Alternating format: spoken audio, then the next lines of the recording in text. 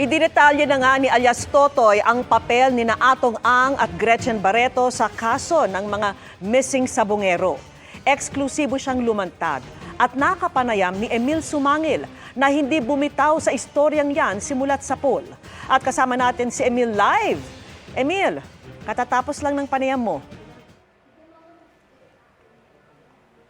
Vicky, sino ba si alias Totoy? Ngayong hapon, nagpasya na siyang ipakilala ang kanyang sarili. Si Julie Aguilar Patidongan, hepe ng security agency na may hawak ng mga farm, pati na ng mga sabungan ng negosyanteng si Atong Ang. Eksklusibo natin siyang nakaharap ngayong hapon at narito ang aking ulat.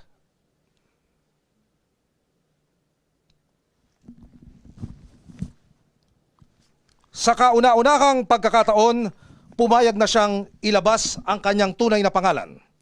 Siya si Julie Dondon Patidongan, ang head ng security ng ilang mga sabungan ni Atong Ang.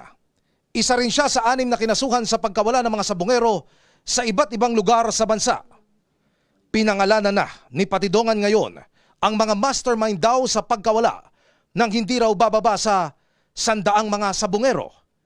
Kasama sa kanyang pinangalanan ang negosyanteng si Charlie Atong Ang, ang aktres na si Gretchen Barreto na kilalang malapit kay Ang at 2 iba pa.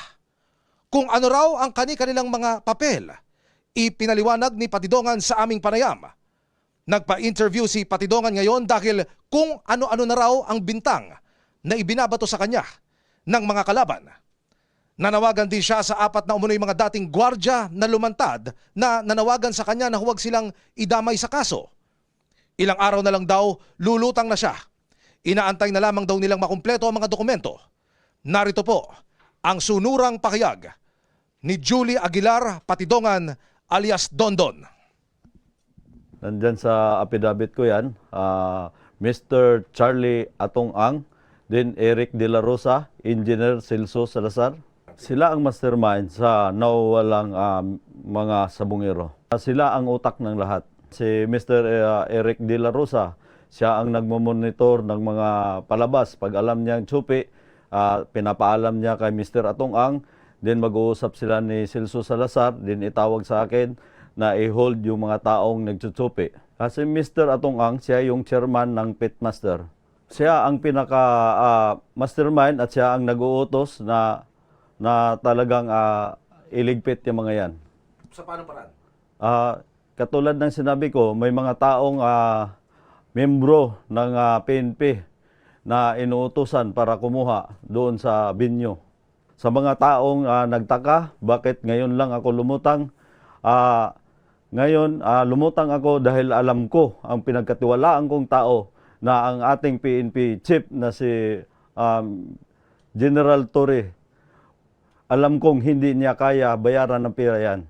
Ano naging papel mo dito sa missing sabungero? Ba't ikaw ay kasama sa kinasuhan? Sa totoo lang, wala akong kinalaman dyan at isa lang akong utusan niya na bilang farm manager. Ikaw pala kakasuhan bukas ni Atong Ang. Ano masasabi mo? Parang kinasuhan niya na rin yung sarili niya dahil ako kakasuhan niya. Siya naman nag-uutos ng lahat. Katulad ng sinabi niya, nag-extortion daw ako ng 300 million. Para alam ng lahat, hindi ko kayang tanggapin yung pera niya. Sinabi niya na nga sa social media na bilyonaryo ako. Patunayan ko na lang na ako isang bilyonaryong mini. Yun lang ang masasabi ko sa kanya. At saka Mr. Atong Ang, sabi na nga ng mga matatanda na huwag ka na magtago sa palda ng nanay mo. Binigyan mo ako ng papel na para pirmahan ko, yung recantation ba yun, na binigay mo sa akin, kapalit ng pera. Sabi ko, hindi ko kayang tanggapin yan dahil buhay ko at buhay ng pamilya ang nakataya dito. At ano ng mga pamilya ng mga nawawalan sa bungero. Sino itong babaeng artista na ito? Yung artista na yan, walang iba kundi si Miss Gretchen Barreto. 100% na may kinalaman siya at gawa na lagi sila magkasama ni Mr. Atong Ang. Panawagan ko lang sa kanya para naman medyo maano siya, makipagtulungan na lang siya sa akin. Sa mahal kong presidente, BBM, sir, sana pakinggan mo naman yung mga pamilya ng namamatayan. Ito na yung pagkakataon na tulungan niyo ako. Dahil lahat ng sinasabi ko dito, walang kasinungalingan at walang pirang kapalit dito.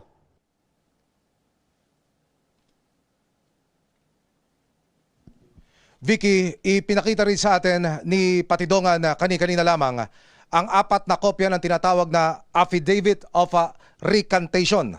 At ang sinasabi ni Patidongan sa atin, ito raw ang pilit na pinapipirmahan sa kanya ng kampo ni Atong Ang. May 3 araw na raw nakakalipas nang ipadala sa kanya ito. Nakasaad di umano sa Affidavit of Recantation na ito na babawiin at babaliktarin ni Patidongan ang lahat ng kanyang mga naging statement at salaysay laban sa kampo ni na Atong Ang at iba pa kapalit ng 300 million pesos.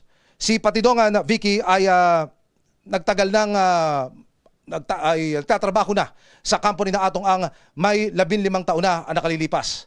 Siya ay nagsimula bilang bodyguard at hanggang sa marating ang posisyon bilang chief security ng mga farm ng kampo ni Atong Ang, pati na ng mga sabungan nito, di lamang sa Metro Manila, kundi sa mga karatig na probinsya. Mahigpit ang seguridad kung nasaan kami ngayon. Ito raw ay ipinadala ng National Headquarters ng Philippine National Police para matiyak na nasa ligtas na kalagayan si Patidongan. Vicky.